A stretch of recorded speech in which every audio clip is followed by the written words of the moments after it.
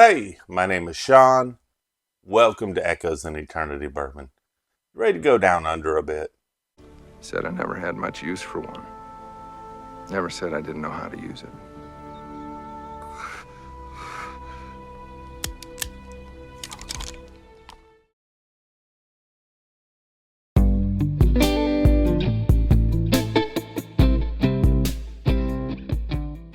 So, I love that show, Quigley Down Under. That was one of my favorite shows and probably my favorite line in the whole show. Fantastic show. But it kind of preludes into some things where I had a blast at the Kentucky Bourbon Festival. And this is one of the bottles that I had a blast with. So if you're familiar with the brand Lawrenceburg, they recently had a brand change to Larrikin. And, it was really cool. They started the brand change right at Memorial Day. And so they only had a few weeks to get things together for the Kentucky Bourbon Festival. I went through a whole rebranding on things. Got the boxing kangaroo up there.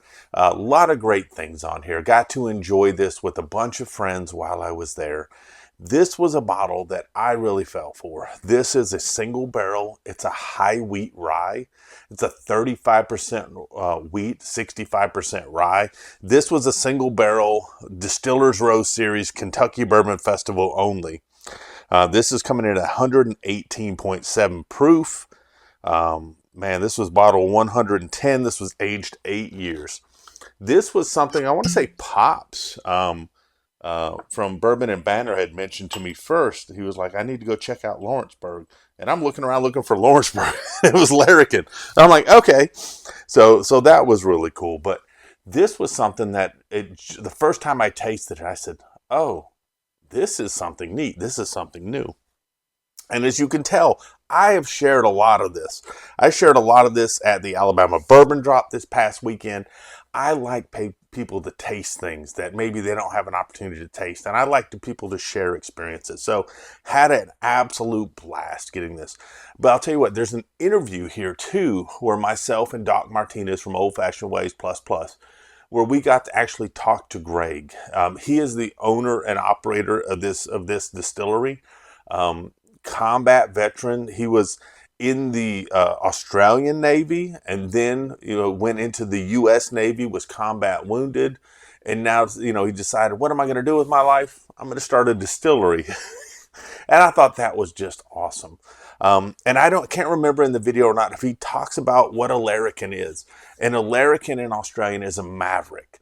Somebody that kind of goes their own way. He says kind of the biggest larrikin you would think of in Australia is Steve Irwin. He was a maverick. He didn't really care what other people thought. He just went and did his thing, and he did a great job with it. While we were there, I tell you what, they treated us so very well. So whether it was Jennifer or Greg or his wife or the team there, they treated us great. Friday night, they invited us over to an Australian barbecue after the Kentucky Bourbon Festival. And they do a lot of sausages, I guess, in Australia for their barbecues, and they call them snags. So we went to go snag some snags and have some pours, and we're just met with just amazing people and amazing pours that went with it. I'm going to let you watch part of that video, but on the backside, I'm going to talk a little bit about this bourbon, and I've got another one I'm going to talk about in the future too. But check out that video. Let me know what you think. Like I said, I can't speak highly enough for Greg and his team out there. Fantastic job. See you on the backside. Now this is Greg out at Larrikin. So Greg, what I'm going to ask you is tell me basically a little bit about your history, what got you started into this, and what's your future and your brand change. So tell me a little bit about it. Holy, that's one big long question. Hi everybody, Greg Keeley, Larrikin Bourbon Company, formerly Lawrenceburg Bourbon Company. We changed our name on day one of the Kentucky Bourbon Festival here in Bardstown, and there was a couple of reasons. Primary one was, as Lawrenceburg, we got sick to death of people saying, oh, you must be MGP from Lawrenceburg, Indiana. And so that was a big contributor, and we wanted to change our bottle, and we have a bottle that we're the only people in the US to have. And as we were all doing that, we decided on Memorial Day, so like 6 weeks ago, to switch to Larrikin. Now, Larrikin means, it's an Australian slang term going back 200 years. It means, the closest word in US is maverick. It's someone that doesn't like convention, likes to bend the rules a little bit and do their own thing. So that kind of sums up my wife and I's approach. We've both served in the US Navy. I served in the Royal Australian Navy also. And our whole approach is damn the torpedoes, sort of do it and then ask forgiveness. And that's really what Larrikin is. And probably the easiest thing for people to think about is Steve Irwin, the late great crocodile hunter. He was the archetypal Australian Larrikin. So you think of Steve Irwin, that's a Larrikin. Tom Cruise's character in Top Gun, he's a Larrikin. So we're now Larrikin Bourbon. We think it reflects our values and our culture better. And we didn't want to also be tied down to a location, which Lawrenceburg is a location, and it really didn't allow us to expand out of there. So insofar as my background, I spent a lot of time in the military. I served in both the Australian Navy and the US Navy, a total of about 21 years. Had a great time. I was medically retired after being injured in Afghanistan, and for a year or two sort of floated around doing different things, and I literally sat down with Katie and I was like, what's something I've always, what's the bucket list thing that I haven't done?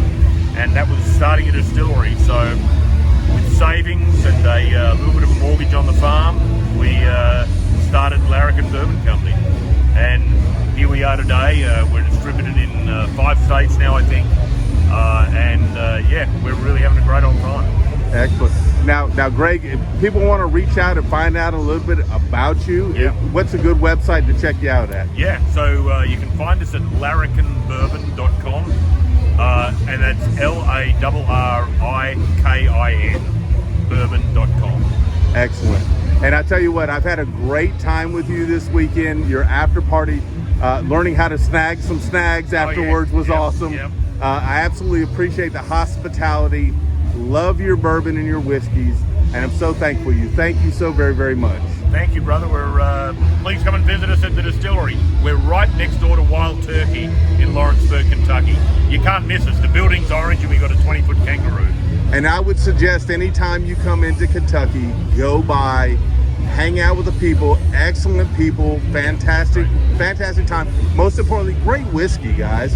Great story, but great whiskey.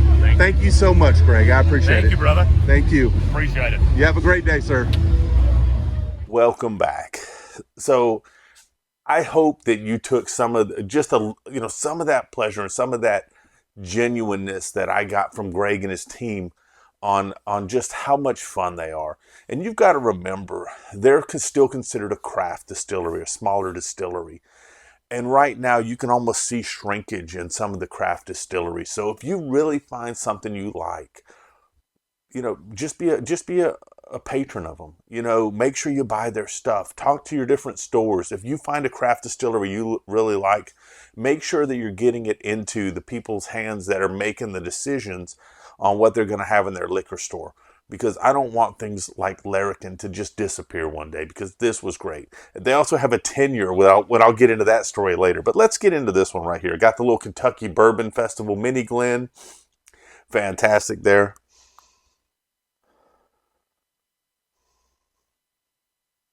And this has such an unusual nose because you get some of the rye notes on there. It's almost kind of like a buttery type of rye notes that you're getting on there with some sweetness. But you also get that wheat on there.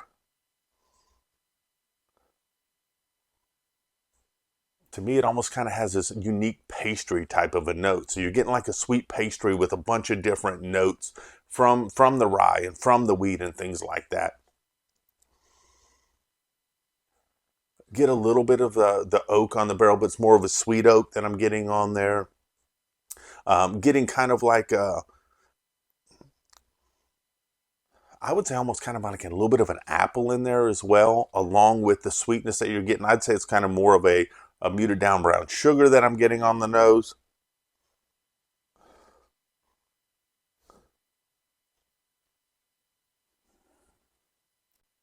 And getting some of the little bit of that spice on there, but it's just not overpoweringly popping me. And you gotta remember, this is 118 proof. I'm not getting 118.7. I'm not getting a lot of the ethanol. Let's give this thing a taste, see what we got.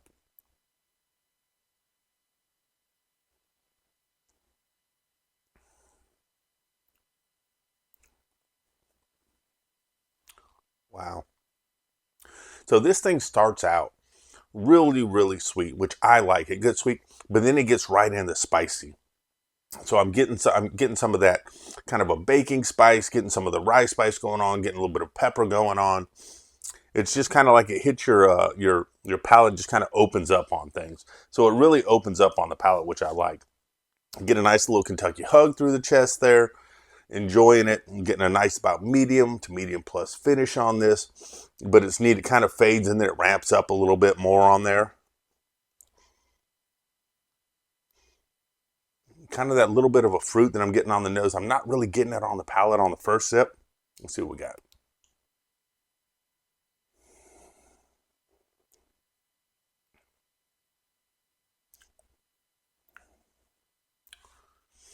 So on this one, where I got more of a brown sugar up front, it's getting a little more buttery on there.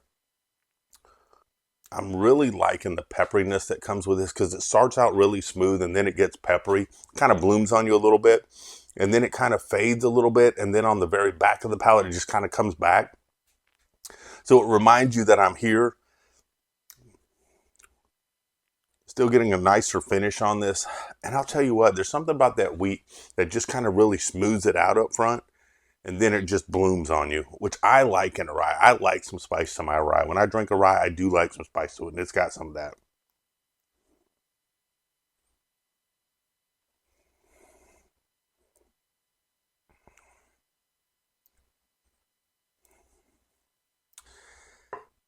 I've had 3 different sips of this, and I'm getting 3 different expressions as we go. Now, that spice still amps up on the back, but I almost got like, I went from like a muted brown sugar into like a caramel, into kind of like this buttery pecan type of note.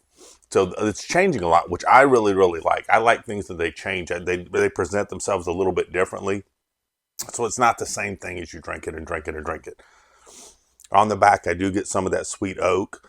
I am getting a little bit on the back. I am getting a little bit of a tobacco on there as well, which I like. But it's more just like a fresh tobacco leaf as opposed to like maybe a heavy pull on a cigar or anything like that.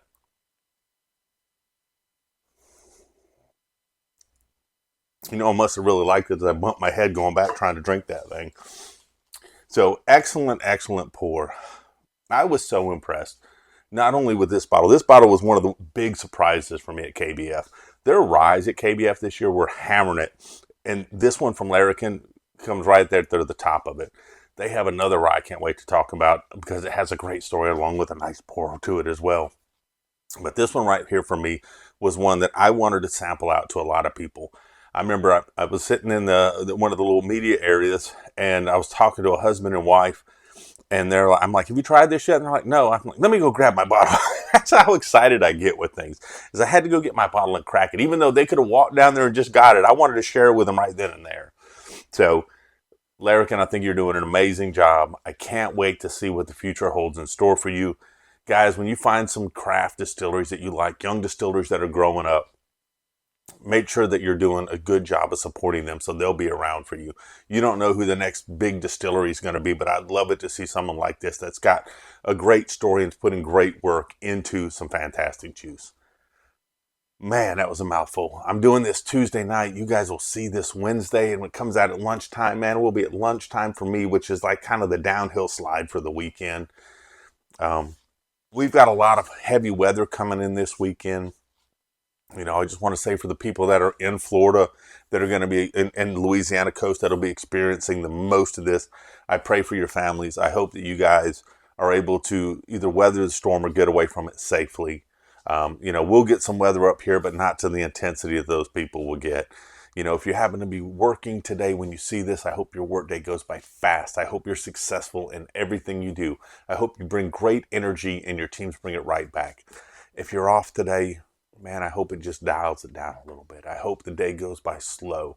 I hope you build great memories and bonds with friends and family. Take some time for yourself.